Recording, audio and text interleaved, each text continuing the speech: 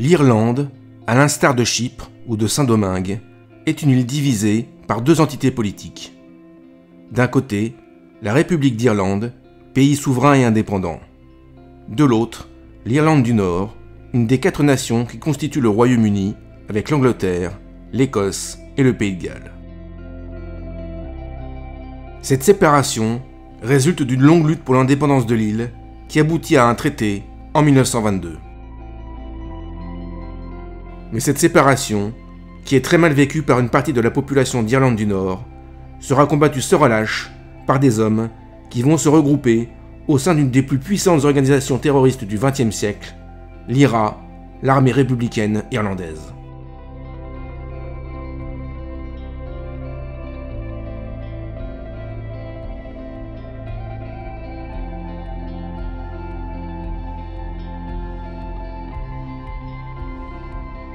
Depuis le XVIe siècle, l'Irlande est sous la domination des rois d'Angleterre qui ont entrepris sa conquête. Mais à la différence de la Grande-Bretagne, qui s'est convertie au protestantisme, l'Irlande est restée très majoritairement catholique. Au XIXe siècle, lors de la montée des nationalismes en Europe, l'île est confrontée à l'une de ses plus terribles épreuves. En 1845, une maladie anéantit la culture de la pomme de terre, provoquant une famine qui tue 1 million d'Irlandais, soit un quart de la population. Cette famine est aggravée par le fait que le Royaume-Uni continue d'exporter de la nourriture vers l'Angleterre, alors que les Irlandais meurent de faim. Si une partie de la population s'enfuit vers l'Amérique pour trouver une vie meilleure, cette famine provoque une montée du nationalisme irlandais, cimenté par sa culture gaélique et celte et la religion catholique. Des mouvements politiques se mettent en place et commencent à combattre l'hégémonie britannique. Après une révolte ratée en 1916, les nationalistes se lancent en 1919 dans une guérilla intense contre l'occupant. Incapable de maîtriser cette rébellion, le Royaume-Uni finit par jeter l'éponge 3 ans plus tard. L'Irlande devient indépendante. Mais une partie du territoire, l'Ulster, situé au nord-est de l'île, reste attachée au Royaume-Uni. C'est dans ce comté que vivent une majorité de protestants qui veulent demeurer sujets britanniques. Cette situation, qui résulte d'une volonté d'éviter des tensions interreligieuses, va en réalité créer une situation de plus en plus explosive qui va engendrer de sanglants affrontements quelques décennies plus tard.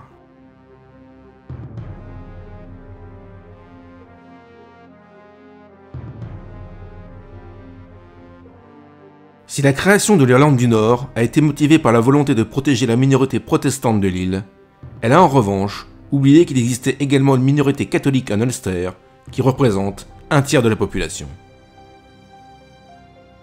Et la législation discrimine cette population.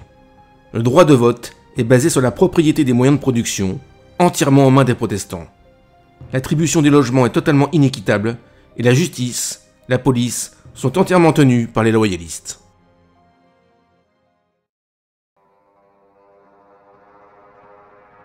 Après la Seconde Guerre mondiale, le Royaume-Uni, comme le reste de l'Europe occidentale, vit une période de prospérité sans précédent. Mais les fruits de la croissance économique sont inégalement répartis. En Irlande du Nord, les catholiques sont exclus des secteurs les plus prospères et doivent se contenter de petits emplois mal payés. Sans ressources, ils ne peuvent pas être propriétaires de leur logement et ils ne peuvent donc pas voter aux élections locales, le fait d'être propriétaire étant une condition pour être inscrit sur les listes électorales. Ils doivent s'entasser dans les quartiers les plus misérables de Belfast, où règne l'insalubrité. Au début des années 60, un mouvement des droits civiques, comparable à celui qui se bat contre la discrimination raciale aux États-Unis, se met en place en Irlande du Nord. Il exige l'égalité des droits, une meilleure représentation politique et la fin du suffrage censitaire. Mais les loyalistes protestants, se sentant menacés, réagissent. La police, entièrement composée d'unionistes, réprime brutalement les manifestations, pourtant pacifiques. Un groupe paramilitaire est créé, l'Ulster Volunteer Force, qui s'attaque aux catholiques de Belfast, commettant des dizaines d'assassinats. C'est dans ce contexte qu'est créée l'IRA provisoire. Son but premier est de protéger les populations catholiques.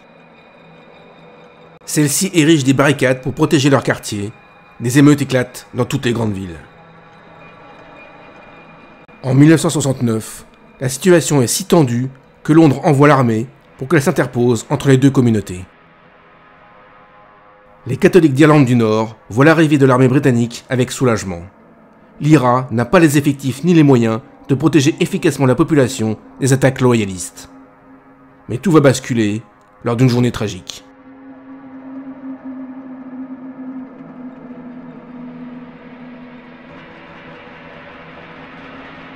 Malgré la montée des tensions, le mouvement pour les droits civiques ne renonce pas à l'action pacifique. Le dimanche 30 janvier 1972, il rassemble une marche de plus de 20 000 personnes dans la ville de Londonderry. Soudain, sans qu'on sache pourquoi, les para-britanniques chargés de surveiller la manifestation ouvrent le feu. 14 manifestants sont tués, dont plusieurs jeunes âgés seulement de 17 ans. Aucun d'eux n'était armé. Pour la population catholique d'Irlande du Nord, le choc est immense. L'armée censée les protéger tue les siens.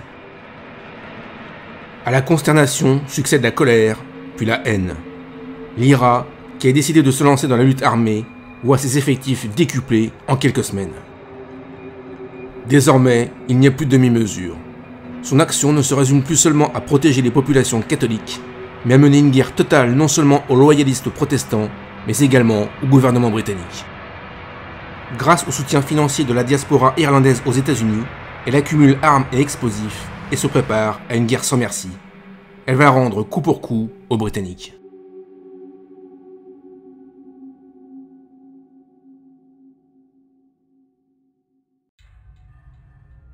Si l'IRA est vite considéré comme un groupe terroriste pour le Royaume-Uni, son organisation est rigoureusement militaire. À sa tête, la Convention générale de l'armée. Elle a un quartier général, des commandants et des délégués de chaque brigade. Ces dernières sont les unités phares de l'armée avec des soldats appelés volunteers. La discipline est rigoureuse. Toute initiative individuelle est interdite. Chaque action doit être approuvée par la Convention générale de l'armée. Les objectifs doivent être précis, avec à chaque fois une portée symbolique qui délivre un message politique. Chaque action est minutieusement organisée à l'avance. Grâce au soutien financier des Américains d'origine irlandaise, elle dispose d'un armement moderne. Kalachnikov, missiles sol-air, explosifs Semtex, mines anti-chars, grenades, lance-roquettes.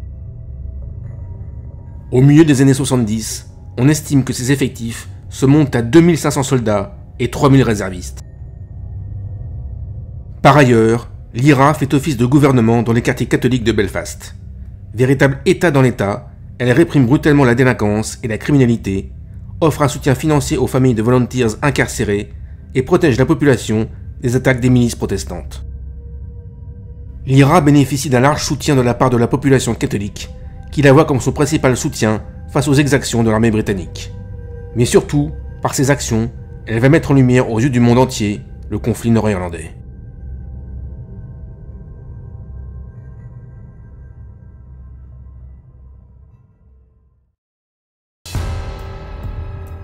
Alors que les premiers accrochages violents ont lieu entre les Volunteers et les soldats britanniques, Londres impose la Direct Rule, l'administration directe de l'Irlande du Nord par le gouvernement. Pour l'IRA, c'est une déclaration de guerre. Après avoir tendu une embuscade à des soldats ayant participé au Bloody Sunday, elle fait exploser 22 bombes à Belfast le 21 juillet, qui font 9 morts. C'est le Bloody Friday. Elle s'attaque également au Royal Ulster Constabulary, la police nord-irlandaise, largement du côté des protestants loyalistes et de leurs milices. Disposant d'un armement conséquent, les membres de l'IRA multiplient les opérations audacieuses et spectaculaires. De vastes opérations d'évasion de militants sont organisées, des attentats ont lieu en Grande-Bretagne et même dans le reste de l'Europe, visant des bases britanniques en Allemagne de l'Ouest. En 1979, ils abattent l'ambassadeur de Grande-Bretagne en Hollande, puis ils tuent le célèbre Lord Mountbatten, dernier vice-roi des Indes et oncle de la reine Elisabeth II. En 1984, il rate de très peu Margaret Thatcher, le Premier ministre. Il n'hésite pas à défier ouvertement l'armée britannique en défilant en armes dans les grandes villes ou en bloquant les axes de circulation autour de Belfast. certaines régions d'Irlande du Nord sont tellement sous la coupe de l'IRA qu'elles ressemblent à de véritables républiques indépendantes. Le MI5, service de contre-espionnage britannique, a toutes les peines du monde à infiltrer l'organisation. Des arrestations massives ont lieu, mais les rangs de l'IRA continuent de grossir face à l'attitude intransigeante du gouvernement. L'organisation impressionne par sa rapidité d'action, la motivation et la discipline de ses membres, sa puissance de feu et sa combativité. Elle impose une guérilla au gouvernement britannique, espérant le faire céder, comme en 1922. Elle est considérée comme le plus puissant groupe terroriste au monde.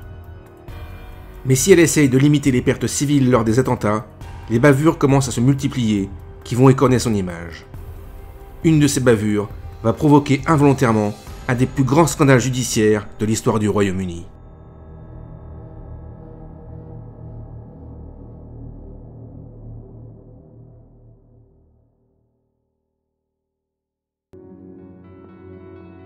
Le 5 octobre 1974, l'IRA fait exploser une bombe dans un pub de la ville de Guildford, au sud de Londres. Il y a 5 morts et 65 blessés, dont de nombreux jeunes étudiants. C'est un choc pour l'opinion publique.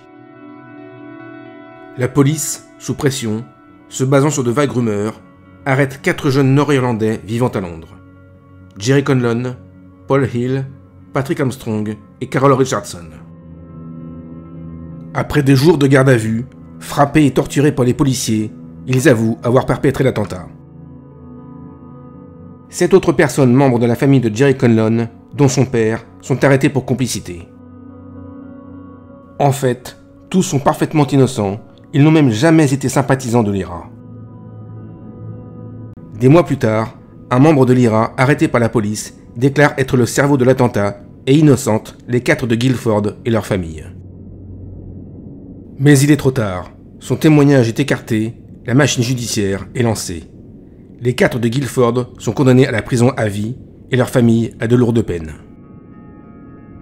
En 1980, le père de Jerry Conlon meurt en prison. Fou de douleur, le jeune homme décide de tout tenter pour faire éclater la vérité. Il engage une avocate anglaise qui enquête minutieusement. À force de persévérance, elle découvre avec stupeur que la police britannique a sciemment caché des preuves formelles de l'innocence des 4 de Guildford. Elle parvient à provoquer un nouveau procès, en 1989, qui fait éclater la vérité. Les 4 de Guildford et leurs familles sont innocentés et libérés. L'affaire met une fois de plus en avant la répression aveugle du gouvernement britannique qui ne fait qu'encourager la combativité des membres de l'IRA. Une combativité qui va aller jusqu'au plus terrible des sacrifices.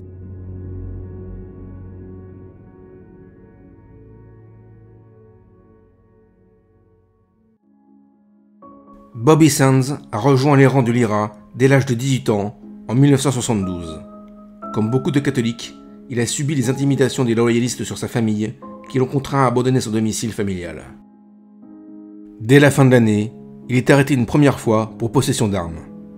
Relâché au bout de 4 ans, il est à nouveau arrêté pour le recel d'armes ayant servi à un attentat et condamné à 14 ans de prison. En 1976, les prisonniers membres de l'IRA sont considérés non plus comme politiques, mais relevant du droit commun. Pour protester, certains d'entre eux refusent de porter l'uniforme de la prison et de se laver.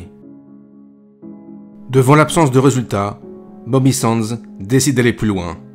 Le 1er mars 1981, il entame une grève de la faim. D'autres prisonniers suivent son exemple, refusant de s'alimenter. Mais Margaret Thatcher, chef du gouvernement, refuse catégoriquement de céder. Les membres de l'IRA sont considérés comme des criminels de droit commun. L'organisation fait monter la pression. Lors d'une élection locale anticipée, elle propose Bobby Sands comme candidat. Il est élu député avec une large avance. La santé du jeune homme se dégrade rapidement. Mais malgré la condamnation de son geste par le haut clergé catholique, il s'obstine. Le 5 mai, il meurt à l'hôpital de la prison après 66 jours d'agonie. 9 autres membres de l'IRA meurent également de faim dans les semaines qui suivent. Plus de 100 000 personnes assistent aux funérailles de Bobby Sands. Le choc est immense pour les catholiques d'Irlande du Nord. Le martyre de Bobby, son allure presque christique, marque profondément les esprits. Au niveau international, les opinions publiques sont choquées par l'intransigeance du gouvernement britannique. Les protestations officielles affluent partout. L'IRA voit encore une fois ses rangs gonflés par les volontaires.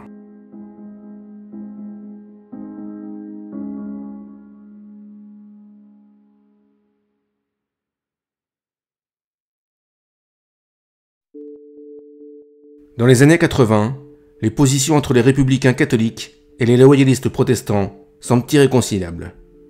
L'IRA d'un côté, les milices protestantes et le gouvernement britannique de l'autre, personne ne semble vouloir céder. Mais sur le terrain, la situation évolue. La population catholique, jusqu'ici minoritaire, est devenue égale à celle des protestants. Et des deux côtés, les populations civiles, qui souffrent des affrontements et du climat de haine, commencent à exprimer leur exaspération. Au niveau politique, des leaders modérés apparaissent, proposant des solutions pacifiques.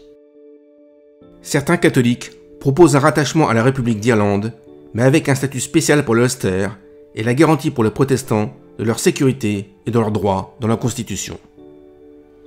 Des loyalistes envisagent des pourparlers avec l'IRA si un cessez-le-feu est prononcé. Après l'effondrement du bloc soviétique, les Nations Unies tentent de régler les conflits dans le monde après des décennies de tensions internationales. De nombreuses pressions ont lieu sur le gouvernement britannique pour trouver une solution au conflit nord-irlandais. Les premières rencontres secrètes débutent en 1991.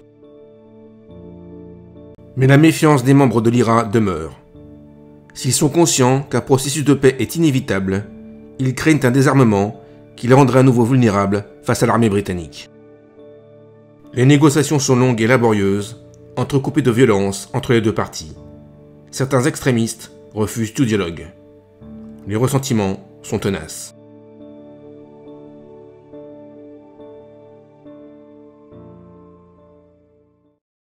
En 1997, le Parti travailliste britannique retrouve le pouvoir après presque 20 ans d'absence. Le Premier ministre Tony Blair propose des négociations en échange d'un cessez-le-feu. L'IRA accepte le 19 juillet. La population nord-irlandaise, épuisée par 25 ans de conflit, veut tourner la page. La République d'Irlande est associée aux négociations. Le 10 avril 1998, les premiers ministres britanniques et irlandais signent les accords du Vendredi Saint. Celui-ci prévoit une large autonomie de l'Irlande du Nord, un co-gouvernement des protestants et des catholiques, le désarmement des groupes paramilitaires, la création d'un conseil de coopération entre les deux entités territoriales et la possibilité pour chaque Nord-Irlandais de choisir sa nationalité. Ils sont adoptés par référendum des deux côtés de la frontière. L'IRA hésite longtemps avant de désarmer, craignant de devenir la proie des milices protestantes. Mais après le départ des troupes britanniques, en juillet 2000, elle détruit tous ses stocks d'armes sous la supervision d'une commission internationale. En 2005, elle déclare renoncer à toute campagne armée. Encore aujourd'hui, son image est très controversée.